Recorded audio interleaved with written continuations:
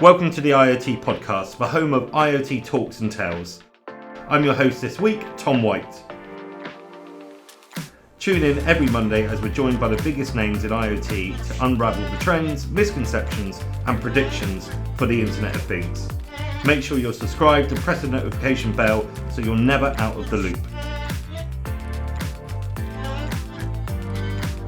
Hi guys, before we get into the episode today, I wanted to give a shout out to our sponsor, Akenza.io.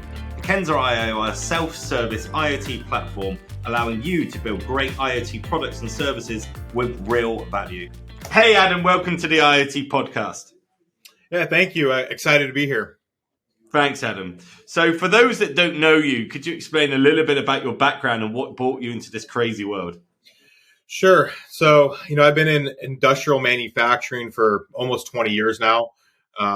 Really started there after college. And about 7 years ago, we started to build IoT solutions in the company I was working for. We spun that out to its own separate company where we focus on the OEM, people that build the machines. We focus off highway, so outside the factory walls. And it's really about just taking that machine data and able to provide that back to the business and the human data to help run that machine more efficiently. So, we work with primarily small and medium-sized businesses. So, not the big green iron and yellow iron you see out there, everyone right underneath them. It's a lot of fun.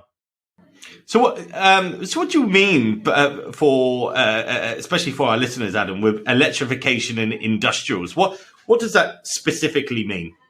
Yeah, so it's all over the map, right? So when we look at electrification into off-highway machines, you might have machines that are going 100% electric, right? Mm-hmm. So you could take, let's say, a port, for example, and they're running electric lifts everywhere and electric cars. We also have these hybrid machines where they're going to reduce the size of maybe like the diesel engine, but they're going to run auxiliary functions off the battery. And it's there's not one strategy that fits it all. I would say that it's accelerated a lot over the last 4 or 5 years. The OEMs that we work with that are moving into electrification, they're probably the fastest growing OEMs. They're not the largest volume yet, but they're definitely the fastest growing because they have a lot of end customers or municipalities and stuff pulling them into the electrification market. So it's all over. It's fun. It's fun to see how these companies attack this innovation. And it's exciting because, for 40, 50 years, a lot of machines are just built with big diesel engines and you oversized them. You make sure they could go up Pikes Peak in the middle of winter, no matter where they're being operated. Now they're looking at machines and saying, hey, this machine runs in Arizona all year round. We can size it to be right for Arizona. And so we're seeing a lot of really cool innovation and research being done right now. Yeah, absolutely. I think, EV's certainly here to stay and is growing rapidly across all sectors. It's interesting for me, especially because a lot of people talk about the race to get EVs into the automobile industry, right? And this comes up less actually when it comes about industrials. This isn't at the forefront of some of the guests that we've had on their minds. So it's great to get into this today with you. And there's certainly a wave happening. There's certainly a wave happening, right, with electrification in your view and that of your business. Yeah, for sure. Well, I think for us, a couple of things have happened. One, the technology had to get better. Right, the technology had to make sense for it to run with these industrial machines. So the price point had to come down. You had weight issues. You had a bunch of different things.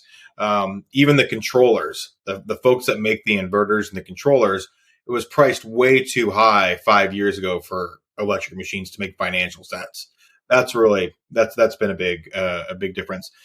But the other big thing is regulatory situations, right? California and the state of New York, they have these 2030 initiatives where they're really pulling manufacturers to create more electric machines because they're going to have a percentage of their fleet to be electric to sell into these states.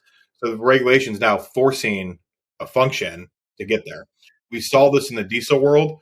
They had tier 4 engines, stage 5 engines, where they put a lot of treatment after treatment into the engines, made it really costly, made it run more efficiently. You weren't going to do that until they said you had to do it, right? It didn't make business sense. So we are seeing this force multiplier from the regulatory agencies, and we're seeing a lot of industries out there, organizations now that are building their roadmaps to that 2030 guideline. So it's creating the momentum, I think, that's going to be necessary for this to be ultimately a success out there.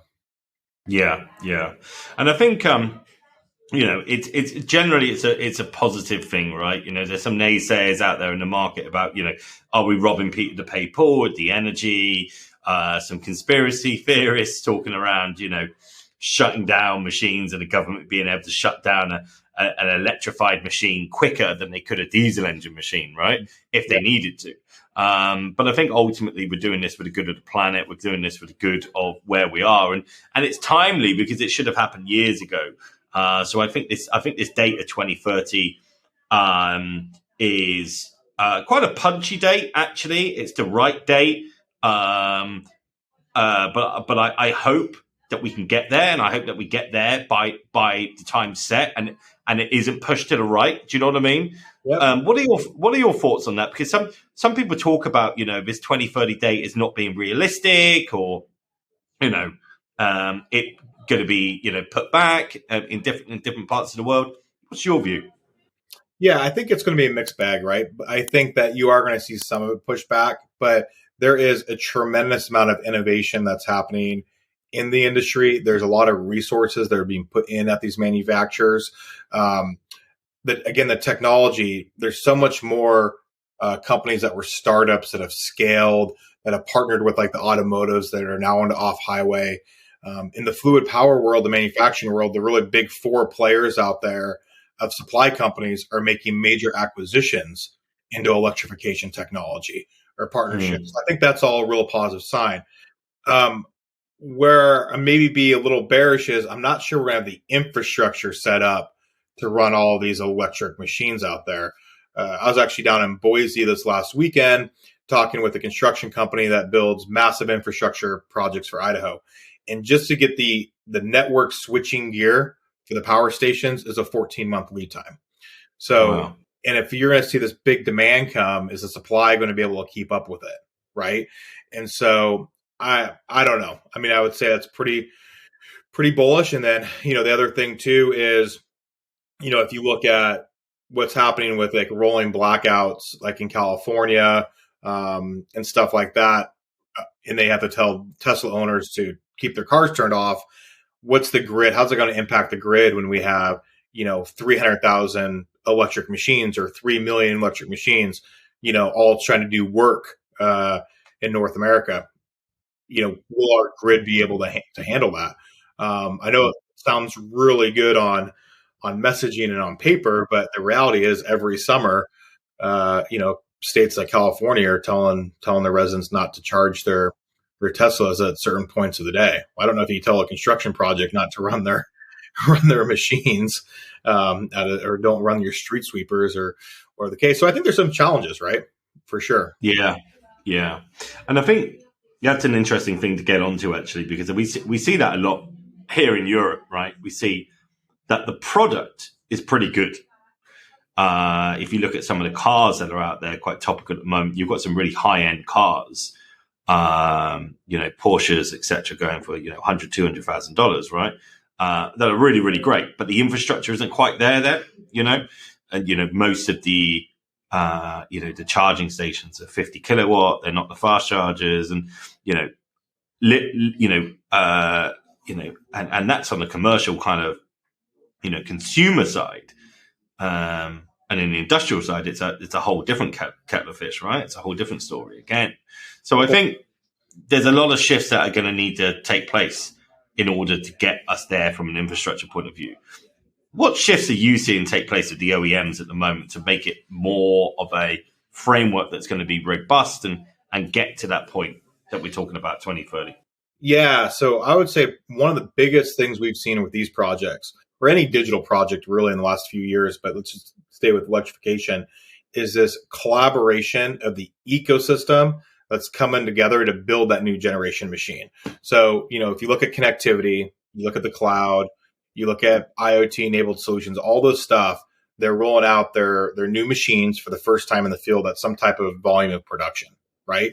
And they're gathering all this information and data out there. And all of the supply partners, the main supply partners that are helping to build that, are collaborating to look at that data, figure out how to make the machine better the next year. If there's an issue in the field, they're sharing that information in real time to try to get that up and going. Because, we have infrastructure like physical infrastructure, but then you also have human resource infrastructure, right? When you have diesel mechanics and fluid power mechanics that are now having to deal with massive electrification machines, that's a whole different education out there, right? And they have the aptitude to do it, but that learning curve needs to catch up. So the partners come in and can help with that. I think that's really encouraging because I think just like these electric cars, like the Teslas of the world, let's just use them, how they update their software, once a week pretty much, right? We're seeing the same thing on the OEMs level. They're learning something about those electric machines out there. They're going, oh, we can make a software change that's going to provide, more safety, or it's going to provide more power in this scenario or limit power in this scenario, right? And they're able to update that software remotely now because most of these machines are connected. So that's pretty cool. Before, that machine would go in the field and, previous generations, say it's a diesel machine, and you'd wait till your next dealer meeting, get feedback from them, let them know what they liked and they didn't like. You take it back, do some PowerPoints, engineering design, see what's going out there. Now you're getting that real-time design feedback and performance feedback like never before. So that is really encouraging and really exciting. Yeah. I think it's a coalition of different technologies at the moment, isn't it? Bringing things together to enable us to get to this point, to be able to make this happen. I mean, would you say that's why now? Is this the big push for the industrials to be electrified? Yeah. So I think two things, right? So I think the technology is there, so obviously, how much better Zoom and Teams and all these different, cloud collaboration tools. I also think that during, COVID, a lot of industrial companies were forced to move a lot of their stuff to the cloud. So, often they have these on-prem systems and they weren't cloud and collaborative friendly. Now everyone's using Slack and Teams and stuff. So to get that information from your machine back and share it feels like normal business operations. I think we swallowed a massive frog in 2021 because we were forced to collaborate with each other and with our machines. And I think that accelerated where the industrial space was by a decade, because I knew of a ton of companies that we worked with that didn't use Teams, they did not use Slack, they didn't use Zoom, they didn't do this stuff. And it was a harder culture shift to get them to understand the value of this connection and sharing of information. That's not the case anymore. So that is the technology, and this massive culture shift is a perfect recipe for what we're seeing out here with these new generations of machines and ecosystems. Yeah, I totally agree. I think, being forced into this situation of working through technology and working through software in order to be productive really has been a case of survival of the fittest and dragged people into this kind of new dawn, right? And the software defined thing, be that a vehicle, a machine, whatever it is becoming more and more prominent. And there's loads of different use cases of this, being heralded across the internet at the moment. And I think too, one of the things that, we were hearing probably from like 2008 till now is the massive gap in people joining the manufacturing industry in North America. It's gonna be like, 3-4 million people in the next 10 years that are leaving the workforce, but not coming into manufacturing. So the great thing is electrification, autonomy, IoT has brought in new people, right? People are really excited about this that might not have got into manufacturing. And then to your point, they're trying to figure out how to run more efficient business processes, how to service the machines better, because they know they're not going to have the same, human resources that we've experienced for the last 50 years. So how do you make up that gap, right? How do you become smarter with what you're doing as a company? And so that's really exciting as well, because again, you can't do that in a silo. You got to do that as a connected ecosystem. And it's a fun time. And there's a lot of, like I said, a lot of innovation that's happening. And it's probably the most exciting that manufacturer's been in a really, really long time. Yeah, absolutely. In terms of kind of the most prominent use cases that you're seeing at the moment, what do they look like? And also, what are the coolest kind of electrification and IoT use cases that you've seen and worked on as a business? Yeah. So I'd say the most prominent I'm seeing is around stuff like street sweeping, right? So Okay. it's interesting, the customer for a street sweeper are the residents of a city. And so, cities are really saying, how can we make our residents happier? And they're looking at these electric street sweepers. So when they're street sweeping your streets at 3 a.m, they're not waking you up in your condo or your apartment, right? I think that's really great because it's creating a better environment that people live in, right? Looking at that. So that's very prominent out there. A lot of municipalities have that requirement now. The other piece is ports. Around the ports, a lot of electrification around the ports. I think it's probably the largest use case for private 5G networks right now is ports around electrification and autonomous vehicles. So we see a major growth with that. One of the coolest electrification applications that we've been part of and that's out there for the industry is a cement trowel. So like the thing that polishes cement, and you can ride on top of it. We have a customer of ours that didn't want to get into a larger diesel engine because if they got into a larger diesel engine, it was going to add extra weight to that trowel, which was going to change the performance of how they did that concrete. So they looked at doing a hybrid option. So they moved to a smaller engine. They went from over 100 horsepower down to about 65.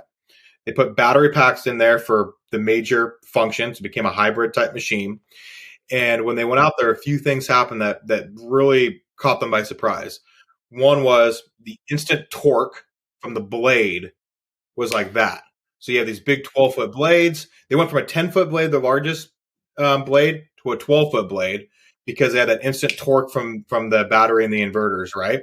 Which was game changing for the industry. And then they had better control and a better quality product on the finish of their concrete. And so it cost them less money, ultimately, at the end of the day, to build the machine, reduce the weight of their machine, and it provided higher productivity with a longer blade and a better finish at the end.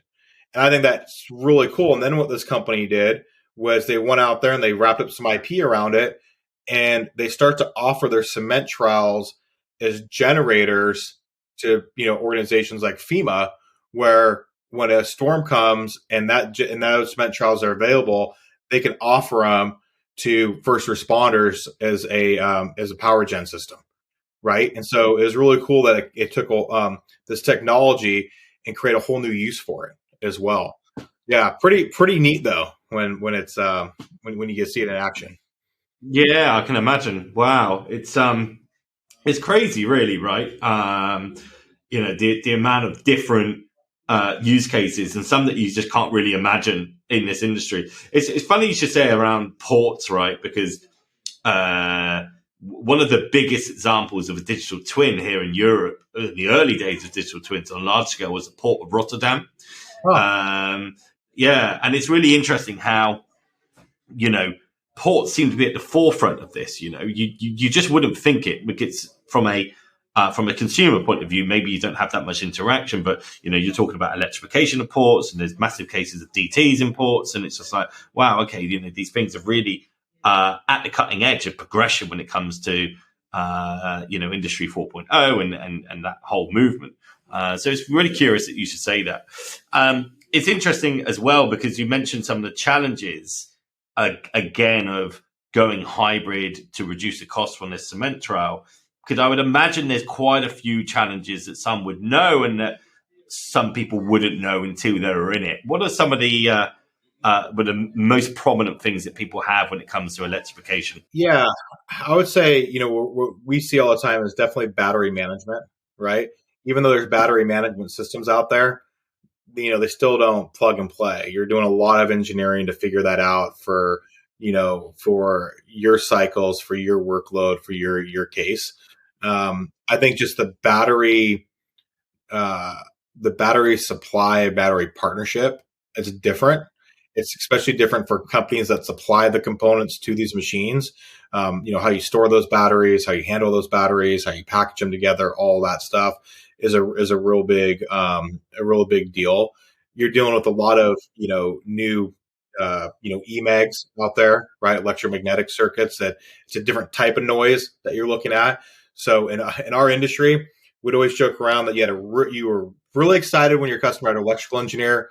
They never had a software engineer on staff. That was like it, right? Software was in the IT department to keep the business up and running. They weren't building new product. That shift is big now, right? So either you're going to do that yourself or you're going to partner with partners to do it, because now you are going to be talking about software programmers. You are going to be talking about more, electrical circuit experts, right? So that's a shift from a diesel engine driven, machine to this electric machine. And then I think the other big thing is, how do you service it when it's in the field? You imagine your entire ecosystem knows your machines on the diesel or gas engine type scenario. Now you're offering hybrid, you're offering all this stuff, and they might not be up to speed on how to service that, right? They might not even be even like, we did a garbage truck company one time and added all this new technology with a partner. And one of the big things that the garbage truck company said was, don't change our cab. You can bring in all the new technology, but that operator at the end of the day is going to be using that joystick and using that screen 8 hours a day. And if you make too big of a change, they're not going to like it, right? And so all this new technology, you have all these people out there that could become, a real hurdle for adoption, right? Or bad customer retention. So it's got challenges. It's not going to be just go, but there's a lot of benefits with it too, because with that, as you get a more electrified machine and you have connectivity, you can do a lot more, over the air support, right? We call it the virtual technician.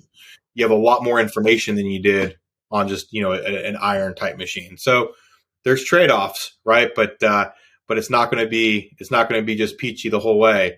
You're definitely have to overcome those hurdles. Make sure you have the right partners put into place to help you overcome those hurdles. Yeah, totally. Yeah, I mean, it's interesting. You're so right. I mean, we're sat here today filming this podcast using specialist podcast software. We're very software astute individuals, but there's a ton of companies out there that just wouldn't understand it, right?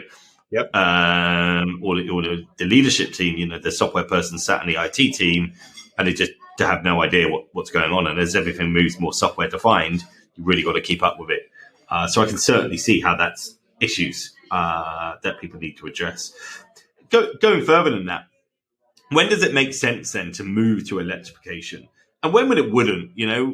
We're all kind of in a race. We all kind of see it, but there must be some use cases out there where you think, actually, hang on a minute. I don't think this is right now, the right thing to do. Can you name any examples of that?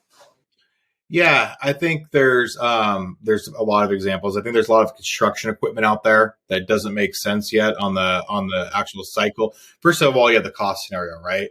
So you're going to have a cost per kilowatt, or however you're going to measure it, to offset the diesel engine, and it's not going to make a ton of sense. And the big diesel engine manufacturers are looking at other alternative fuel sources, right, to offer something different than electrification.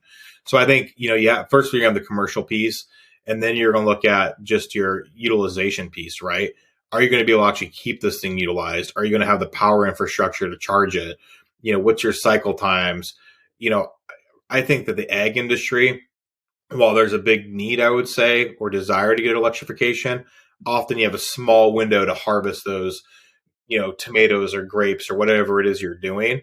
And until those companies can support a down electrified machine, they have all the infrastructure for this diesel machine. So, there's a lot of different scenarios where it's not going to make sense, right? The cost and the weight, and the service and the support and the infrastructure isn't going to pan out. But then there's a ton of The farther you get away, I would say, from a metropolitan center, the more difficult it's going to be. The closer you're in with the metropolitan center, the better it is. If I'm in the middle of the state of Washington versus right outside Seattle, it's going to be different in terms of the service and the capability out there. So I think there's still going to be, there's a lot of, I would say, even the company that does those trials, 80% of the trials they build are still diesel, right? So even though they have a better product and stuff, but their customers aren't ready yet to support electrification, or they could be building cement on a grid that is, not even hooked up to true power yet, right? A lot of infrastructure building. I'm building a bunch of infrastructure unless there's a lot of charging stations and battery stations out there. That's going to be really difficult to do. So yeah, that's why I think it's going to be a generation. I think we're going to see a generation until we get to true electrification through everything. But it's fun to be part of it. A quick word from today's episode sponsor, Ekenza.io. Guys, I speak to a lot of organizations wanting to develop their own smart solutions, and the common barriers that keep cropping up is complexity. This is why I'm so behind Ekenza.io.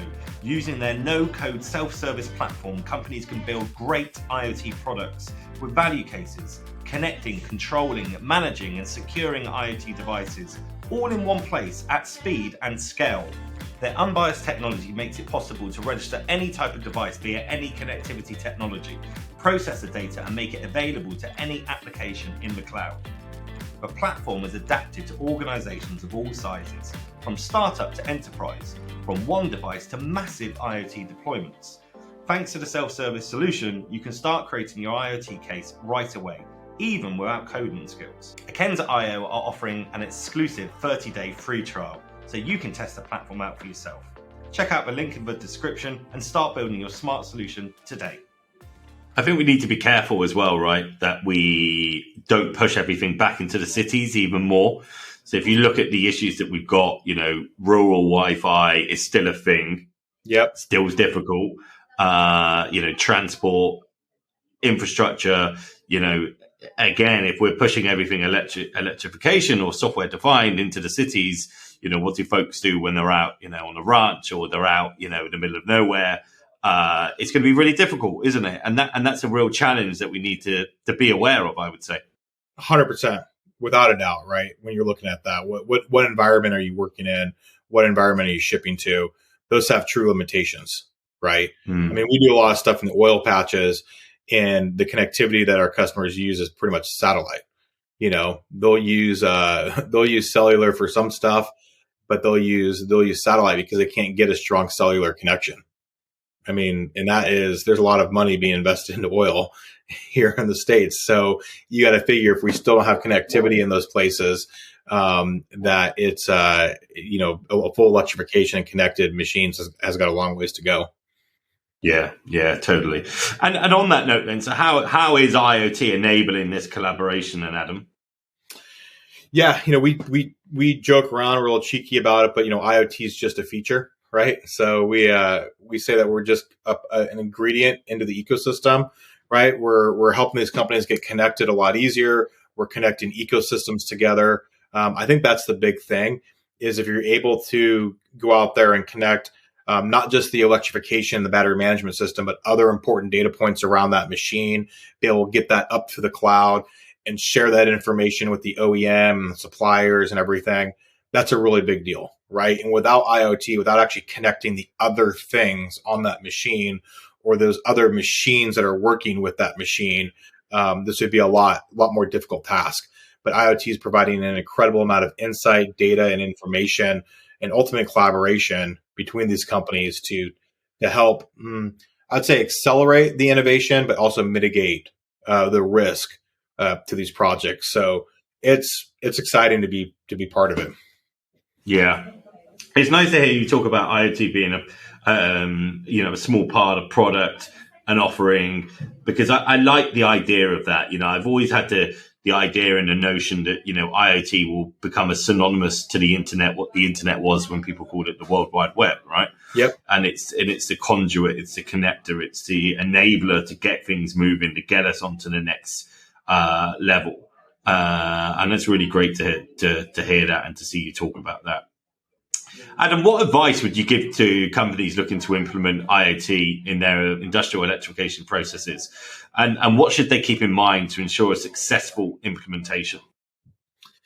Yeah, that's a great question. So I do think it really does start with, who you're going to partner with, right? There's a lot of different types of partners out there and how your company likes to work with different partners. Because I think what we've seen is the most successful projects, there's very strong partnerships between all involved, from the hardware suppliers, the IoT suppliers, to the OEMs, to whomever. The other piece is you do have to have, we've seen the biggest success knows when, to steal a great quote, start with the end in mind, right? Start with, when is your project's first production release going to be, and mapping out a plan with all the tasks going back. Those are tasks internally as well as externally, so you know where you are. Making sure you're identifying the value drivers that are going along that, both internal and external. And the other piece is, our most successful companies have a true IoT product manager or business leader on staff. They're folks that is what they're identified to, because they know this is changing the way they're going to build the machines, service the machines, operate the machines, and their end users ultimately consume the machines, right? And so that piece, it used to be another job, duty for someone else. Well, the companies that are really serious about it have hired the personnel to manage it, right? Because it is a whole different business transformation. But if you have those pieces together, it's actually not that complicated. It used to be really complicated 5, 6, 7 years ago. I think, what the major cloud partners, major hardware partners, and service companies have done, have really mitigated the risk to roll it out. So if you can get the rest of the organizational pieces put together, it'll be a successful launch. Yeah, that's really great advice. Wise words. Thank you, Adam.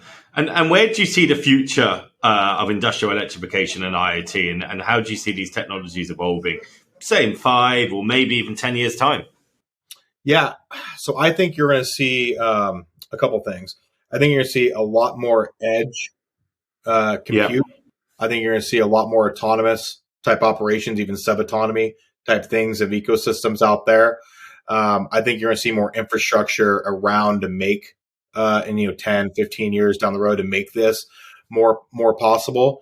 I think the technology is we're going to learn so much over the next 5+ years that the machines that are going to go out in 2030 are going to look night and day different, if not on the outside, definitely on the inside, than what we see today. So, I'm really excited about it. I'm excited about the stuff that's happening on the edge. We got to see it out there.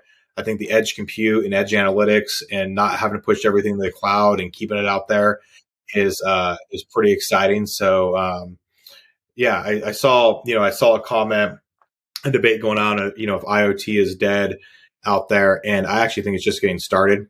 I think it's actually just kind of weeded out a lot of the PowerPoint presentations and marketing stuff, and now we're getting to the actual nuts and bolts and bits and bytes of the machine to make the whole thing work.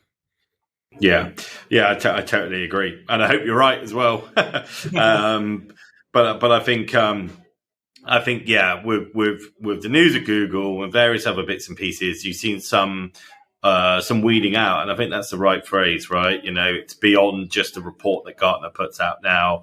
We're actually going to start doing some work and start making some things happen. So it'll be interesting to see where we go with that. This has been really interesting today. I honestly really enjoy the talk around different models of electrification, the challenges that we've got, and to hear from someone who's doing it right now in their business. So thank you so much for sharing some of those insights. It's been absolutely great. Adam, as we come to near the end of the podcast, we're filming this now, February 13th.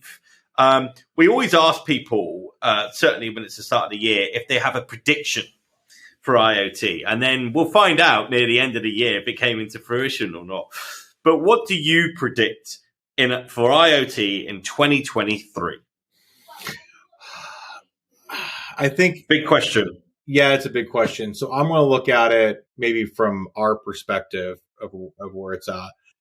What I'm going to see is that we're going to pass that chasm where the majority of companies are releasing IoT solutions that they're not even probably branding as IoT, right? They're going to have their digital boat, or they're going to have a digital solution for their tractor, or whatever the case is. And it's going to be powered by IoT, but it's not there. I think it's going to become more just the norm of doing business, and they're creating partnerships than marketing and PowerPoint and messaging, right? I think we've made this massive transition to almost, there's that quote that everyone threw out 5 years ago, 10 years ago, that everyone's going to become a digital company. Well, newsflash, everyone is a digital company. Everyone's doing Teams and Slack and everything, right? That's happened. So IoT is just going to become a feature. Like we said, right? It's just going to be a feature on a machine, and it's going to make, basically what it's going to do is, we already do these business operations. You're already doing these things. IoT is just enabling you to do it smarter, more efficiently. And so I think it's just going to be threaded in the DNA of the machine and the business operations. I think this is the year that we're seeing that big jump. I know from our own space that we've had dozens, if not 100 of OEMs that are in pilots that are moving into pre-production and production, because they've gone through that, right? They've realized this is going to be a part of the way that our machines are going to be built and serviced and operated moving forward. And it's part of their design now. So I think it's a major step for the industry that we're just going to be part of the bill of material. Yeah. And that would be a success, right? If we got to that point, that would absolutely be a success. Amazing. We've got some quick fire questions for you, Adam. This is my favorite part of the show, the quick fire questions. Because you had always very different answers. The first one's actually quite a nice question. So, what advice would you give to someone starting a career in IoT? Yeah, I try to get into the business development sell side, because I think it is so exciting to understand that piece of businesses, and also where they want to go as a company. And I think it's going to be massive transformation. The technology and suppliers are there. You don't have to be scared about it anymore. Really get to understand your customer's business, the industry's business, their needs, their pain, and help them get there. I think it's probably one of the most exciting places to be there. I completely agree. If you look at most CEOs in a business, chances are they come from a commercial background and a sales background. I think it's one of the greatest gifts that you can have, to be able to communicate with someone, to engage, and to provide a level of service to someone. So I totally agree. And instead of me harping on about this for ages, I'll move on to the next question. But thank you for answering in that way. What's your favorite app outside of work, Adam? Favorite app probably my Birdies app when I golf in the summer. Oh, nice. It definitely helps me figure out where I am on the course, and I don't know if that's good or bad, but that's probably my favorite app. Other than that, I spend probably too much time on Twitter reading stuff. And, okay. And it's probably Netflix when I travel. I'm probably on Netflix quite a bit on the airplanes and stuff. Okay. Yeah. Well, some changes in store for Netflix this year, with Reed stepping down as co-CEO, and various privacy rights and things changing. So it'll be interesting to see what happens there. So this answers probably my next question. So my next question was going to be your favorite hobby, but I guess you're going to say golf. Yeah, I'd say, golf. Golf's definitely, golf is something that I can go out to, and if you care about how you're going to score, at least how you're going to play, you're not going to be on your phone.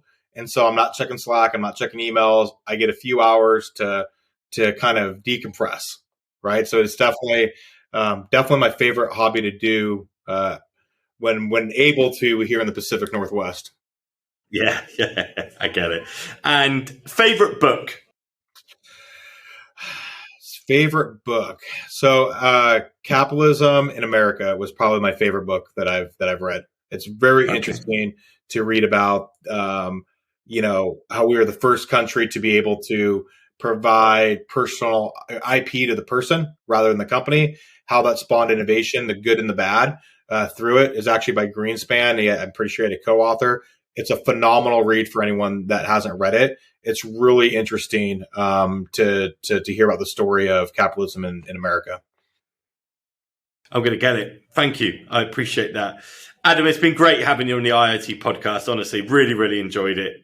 Thank you for your patience and for aligning calendars to get you onto the show. And as the time as we're recording this today, it's the day of our relaunch with our new website, new branding. So very timely. Congratulations on that. Thanks for having me on. All right. Thanks, Adam. You take care. Thanks. Before we go, I wanted to thank today's episode sponsor, Akenza.io. Don't forget to check out the link in the description and gain access to a 30-day free trial of their self-service platform. Thanks for tuning in to the IoT Podcast. Don't forget to subscribe on whatever platform you're on. See you next week for more IoT talks and tales.